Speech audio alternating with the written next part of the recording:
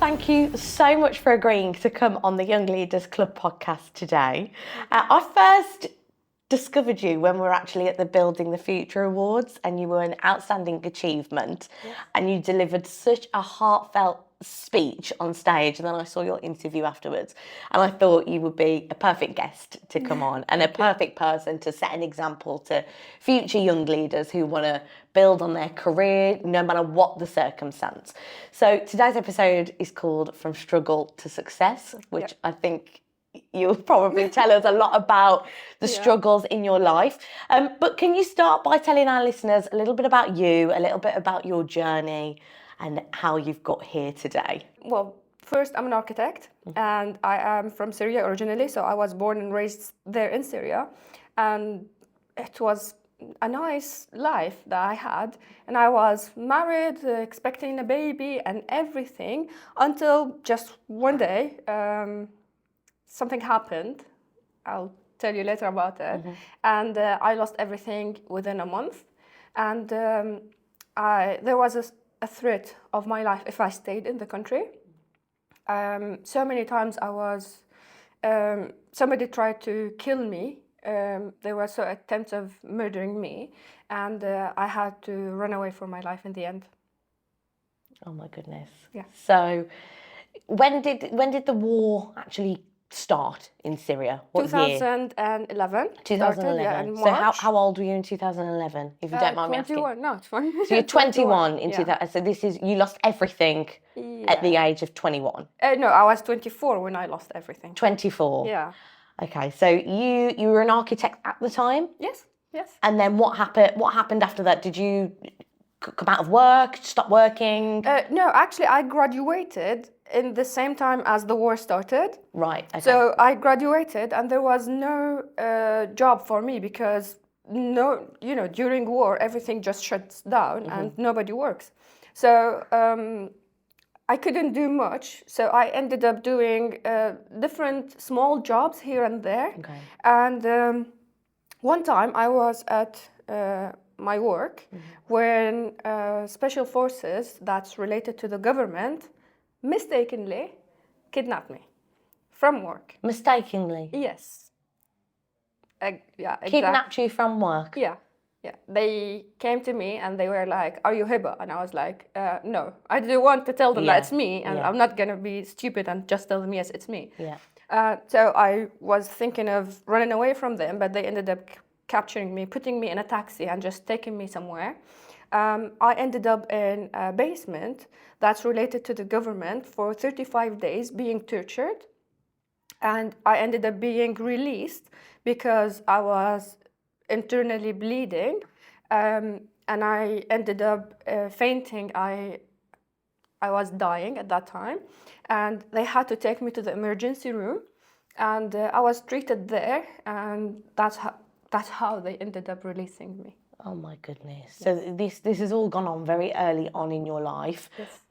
Probably around the same age that I am now. I'm 25. So, we were just discussing before we started the podcast that us in England and other places in the world, we don't really know the extremity of what is going on and what people have gone through like yourself. And to go from having a job, being successful, expecting a baby, having a husband, to this just complete flip. Just gone. Yes.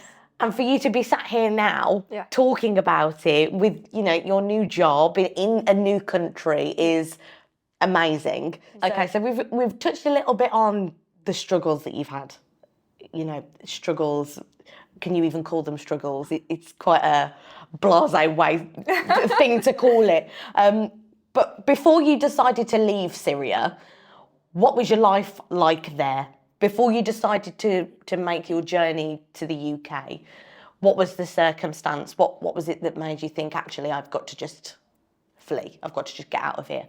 So before the war even, I came from a wealthy family and we were like very close family members together, and we loved each other, and I had everything anyone would dream about. So I had this nice life that is very cozy and heartwarming, and suddenly when the war started in 2011, my siblings just had to flee the country, and so many things happened during that.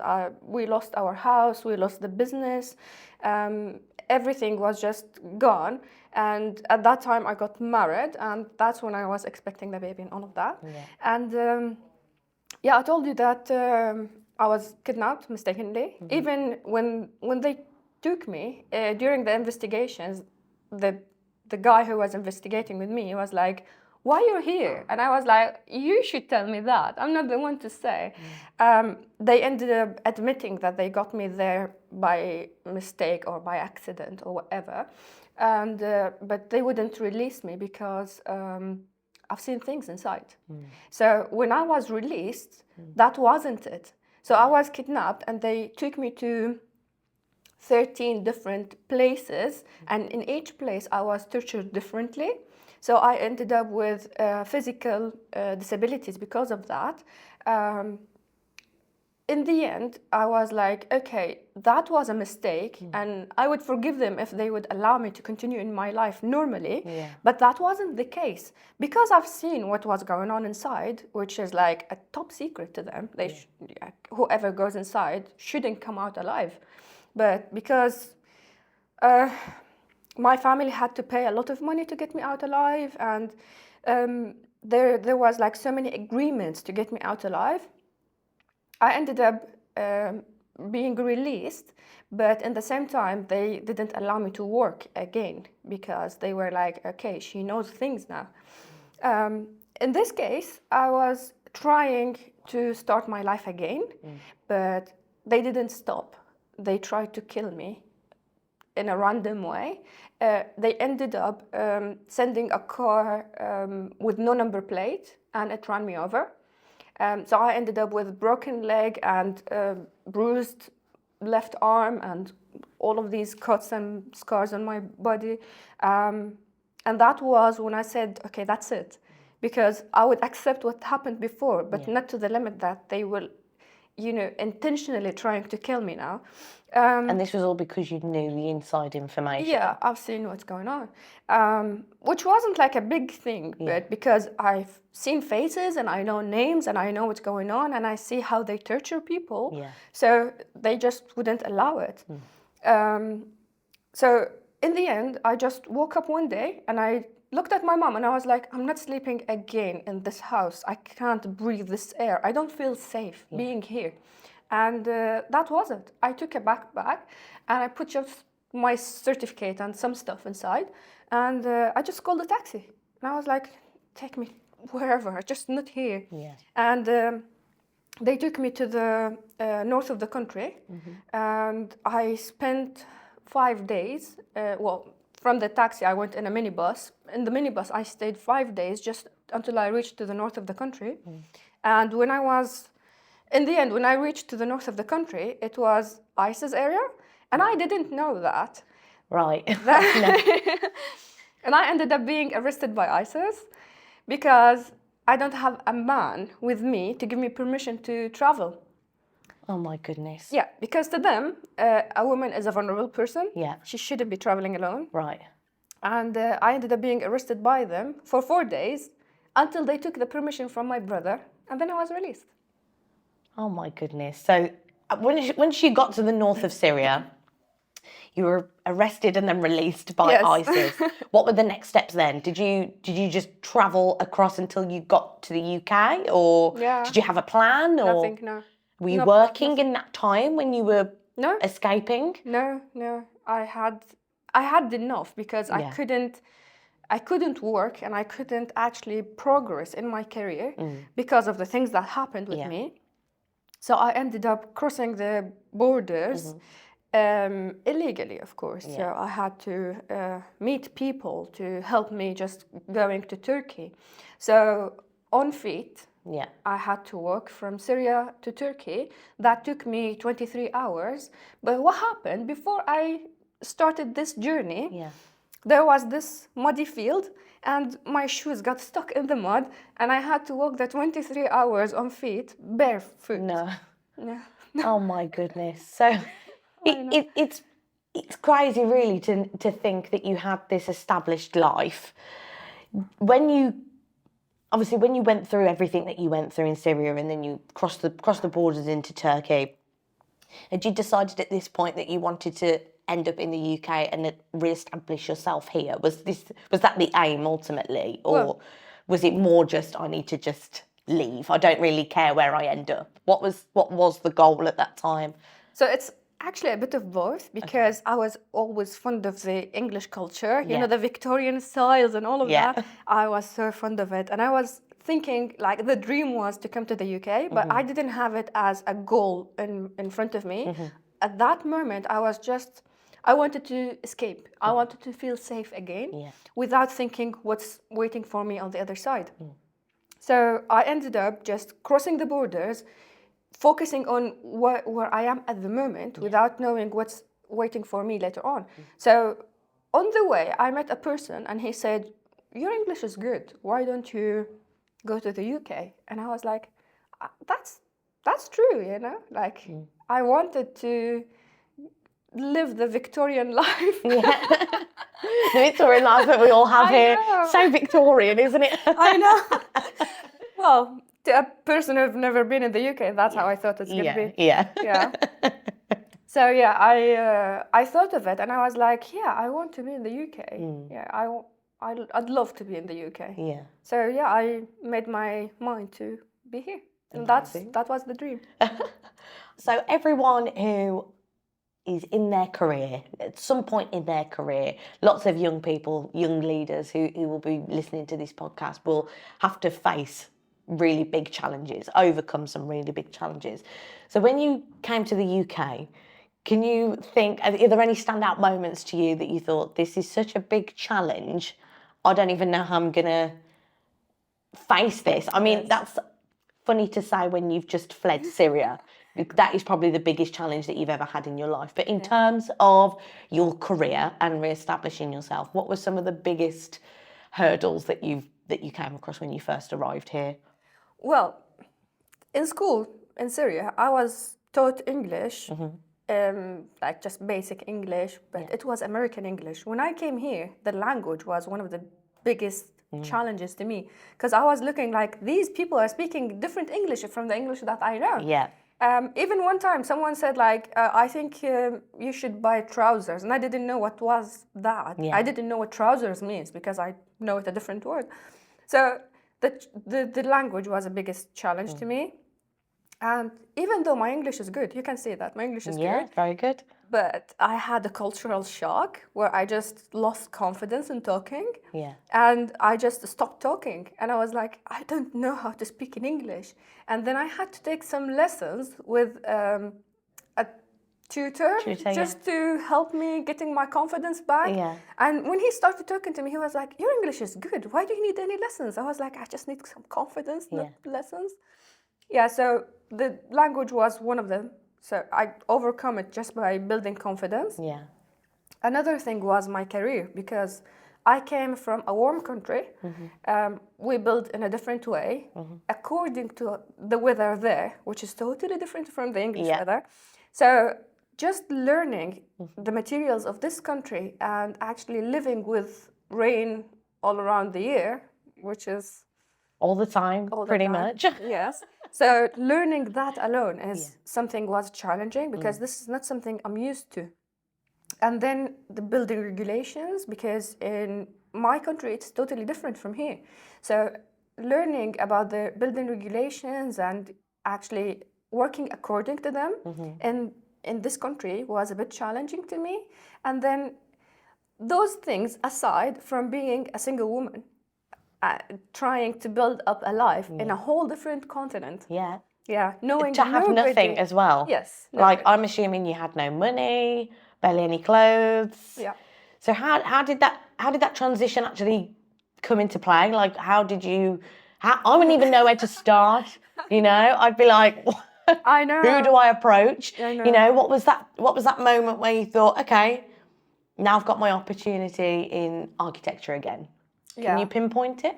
Yeah, well, it's a bit of a chain back to when I was in Greece. Okay. At one point, there's this journalist approached me, and he started speaking to me in English. He was like, "Do you speak English?" I was like, "Yes." And he started interviewing me, and then he was like, "Where do you want to go?" I said, "To the UK." He said, "I know a journalist in the UK." And that journalist was working in the migrant help, something like this. Yeah. I'm not sure. So from a person to a person, when I came to the UK, I knew people who could help. So those people actually pointed me to where I can go to get a job. Yeah. So when I came to the UK, because of my story, because of the evidence that I showed to the government, it didn't take too long to get my papers done here. So I got the leave to remain permit to stay in the country so soon, like very, very quickly. Even the solicitor that was appointed to me, it was like, this is the quickest case I've ever seen. And well, the second day after I got all my papers done, the second day I went to a company and I had an interview with them. And I was like, I can start work at any moment. So we agreed on a time to start. So literally I just worked towards that, and I started working straight away. It's so mental because it's almost like it was meant to happen. And although it's horrific what you went through, and you would never wish it upon anybody, it's almost like if that didn't happen to you and you didn't feel like you needed to leave because of all those horrific things that happened, and you working your way throughout different countries to end up here, it was almost like when you got here, how quick everything was. You got the interview, the papers were done quick. It was almost like, you can breathe now. Yeah. You're here and you're safe. Yeah. And My brain didn't accept that because, you know, it took me 7 months and a half just to, from the moment I left the country until I reached to the UK, 7 months and a half. Was it? Yeah. Without having a house, without having clean water, without having my own clothes and all of that, I had nothing with me. Just feeling this, like I should breathe now, was a bit hard for me to accept. My brain was still in the survival mode. I was like, no, you still need to work more. So I was still working hard, even more than anyone else, just to convince myself that, okay, now you should breathe. But yeah, it was so hard to just believe it. So obviously the episode is from struggle to success. We've covered quite a lot now about your background and how you've transitioned to the UK into your new career. I think a lot of people, young people, struggle to kind of kickstart their career and struggle to know what avenues to go down.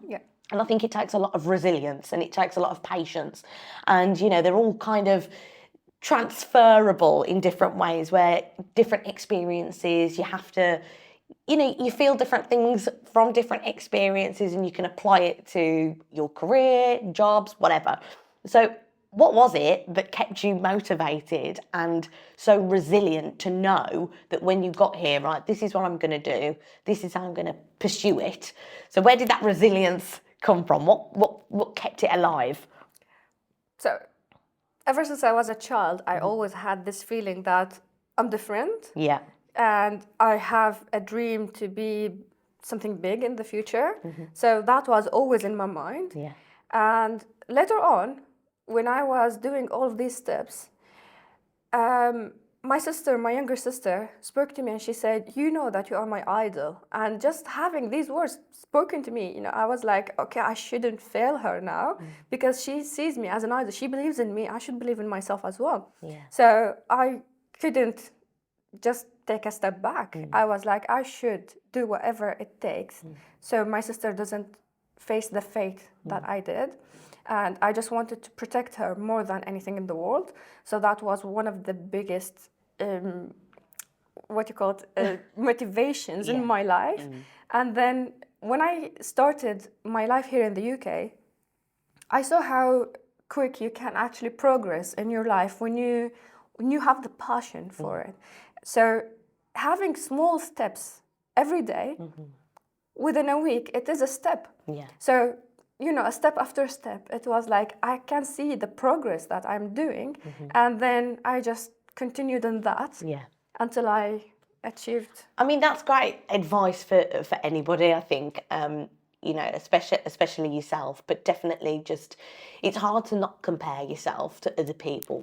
I think when you aspire to be something, you have a goal in your mind, if you feel a bit stuck, it's hard to see any small progress. So even just, oh, I'm doing this, that's one step forward. Okay, that's another step forward. That eventually might take a long time. It does. But eventually you see the bigger picture. And if you look back, wow, you know, I would be so proud of myself to look at where I've come. But with that comes having a bit of a strong mindset, having a growth mindset.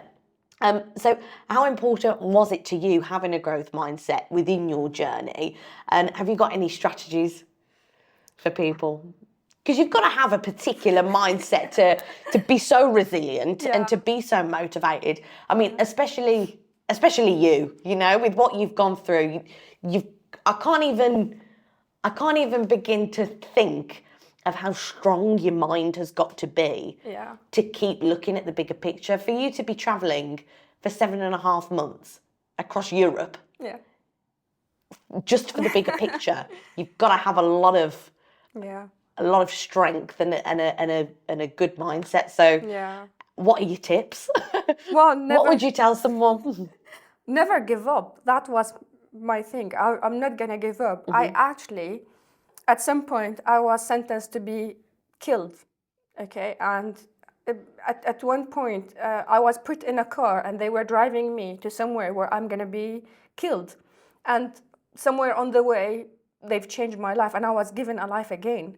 And I was thinking, if I overcome that, whatever is this is going to be much easier.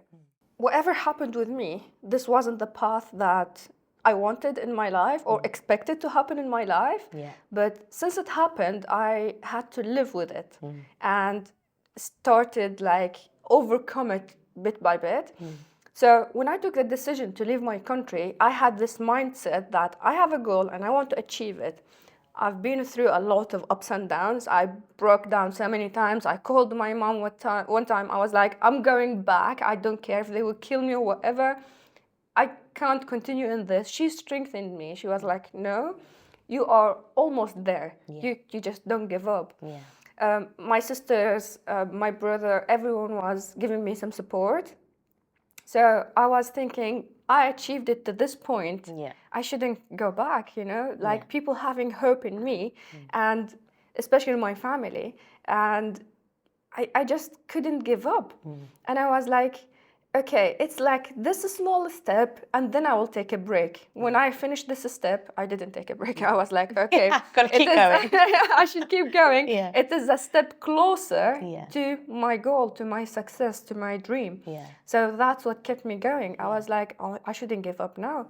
Well, I had so many times like crying and going in the mud and this and that. Yes, all of these happened, but I always had the bigger picture in front of me. I shouldn't give up now. So with that in mind, how has that helped you as the woman that you are now? Do you think you apply it to lots of different things without realising because of what you went through? It's obviously made you who you are now. Yes. So you apply that to other things in your everyday life? Of course, yeah. Well, I was thinking of it, like, without the things that happened with me before, I wouldn't be the person that I am now.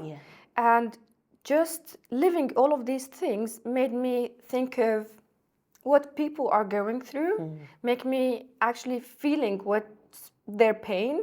And that made me need to help them more.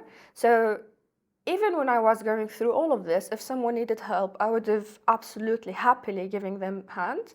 And until now, even more when I won the award, it was like I should help people to achieve whatever they are dreaming of because it's such a great feeling.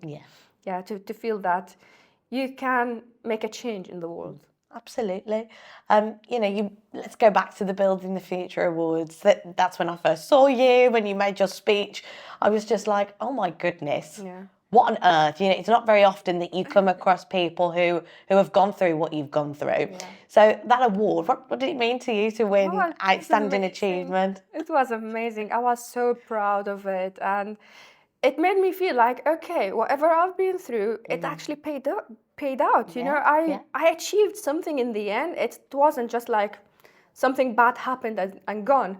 Now I'm gonna start making the change that I want. Now I'm gonna make like a better picture of who I am, what I am in this country.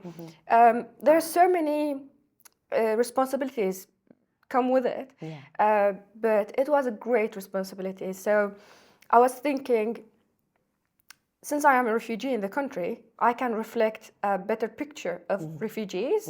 So that was one of them. And I was like, okay, now I can make people like immigrants' voice more heard. So I can actually tell other people, like, if you are young and came to a different country, you can still achieve something. Even if you came here a bit later than expected, you can still achieve something. It's like your life is not just gone. It's not unreachable. Yes. You know, and you're a perfect example for that. You know, anyone who is listening who, you know, hopefully have not been in a position like you, but maybe new to the country, maybe have had education in another country, had a good job in another country, they come here and they've thought, oh my goodness, where do I start? You are a perfect example of keep at it, think of the bigger picture, and now look, you know, you've got an award to your name. And it's not just about you coming here and having your career, you've kind of got other recognition now to represent what you've been through, and again, it shines for lots of people, and it will make other people's voices heard who have been in similar positions to you. But looking back on your journey, what do you think were the most critical decisions that you made that have led to your success now in the UK? Well, leaving the country was the first one. Was the biggest one. Yeah, because from there you can start now, because as I was always saying, that you can't thrive in a negative environment. So you should work in an environment that looks like you, that suits you, that will support you to thrive more. Because if you are in a community, let's say, that has some restrictions against your dreams, that's going to keep dragging you down. So you should take the first step to overcome the obstacles that you see. In my case, it was leaving the country because there was a big threat on my life. So if I wanted to achieve my dream, at least I need to be alive to do it. So well, you do. You do. Yeah. So the most critical decision was to leave the country and start all over again in a place that will support me, rather than just dragging me down and trying to, you know. Yeah, I know what you mean, because really, you know, it goes for everyone. If you want to be successful and you want to be positive and you want to lead by example, you need to be around people who are kind of supporting you, hyping you up, rather than around people who don't believe in you, who want to drag you down, because you're not going to be destined for any success then. So I think the people who are around you, the energy bounces off of each other. So I think that definitely would have helped, you know, coming to an environment where you just feel safe, rather than in an environment where you are literally fearing for your life. You know, so there's going to be better opportunities where you are. So what steps should young leaders take, future young leaders take, if they want to build a successful future for themselves in particularly challenging circumstances? I feel like if I'm going to ask anyone this question, it's going to be you. Because you are a young leader, you know. You are the perfect representative for this title, you know. So what are the what stages should people take? So, as I said before, the first and biggest one was to have the suitable place for you to grow in, because I mean, like, some countries have their own restrictions, like on individuals. So if you can't work with these restrictions, that's going to really put you down. So find the suitable atmosphere. That was the first one. Second thing, have a passion. So if your job doesn't suit you, change it. If your education is not what you wanted, change it. So it's not bad to have a later change. So that was the second thing, having the passion, something to keep you going every day. And a third thing, which I find that we should talk about it more, we should normalize having ups and downs more, because people would feel like, okay, I feel down today, I shouldn't continue. No, you can have some downs sometimes, but you can get up again and continue going to your dream. So that's a big step. And through all of that, work hard on what is you wanted to do, and just having little steps, it's going to mean something in the end. And don't forget to breathe and live your youth. Yes. Yeah, if you are a young leader, you should live your youth. Yeah, and I think it's hard to be in this day and age where everyone seems to be competitive with one another, and we're constantly chasing for more, we want to be successful. People don't normally just kind of stay at that one level and just appreciate where they are. Exactly. Take it all in and just know that actually I'm all right. It's okay for now. As long as I just keep making those slow steps forward, you will end up seeing the bigger picture. Yeah, appreciation is a big thing as well, because, I mean, we are in the UK now, so we don't know what's going on out there. No. There is literally people dying to get what we have here, like we took for granted. Yeah. So this is something I think everyone should think of. Like, I was almost killed so many times in my life, and I put my life in risk to come to the UK to be what I am at the moment. Yeah. So just think of others. Think of how the struggles they are going through just to get what you have at the moment. Honestly, it's been so lovely to speak to you. You've completely inspired me. I hope all the listeners have been completely inspired by your story. It's not every day you get to hear about, the raw side of what's going on. You've spoken so openly about it, and just thank you so much for sharing that with me. And hopefully you've inspired so many other young leaders who might be struggling now, that you've just proved, if you keep going, then you will be successful. So thank you so much for coming on the podcast. Thank you so much.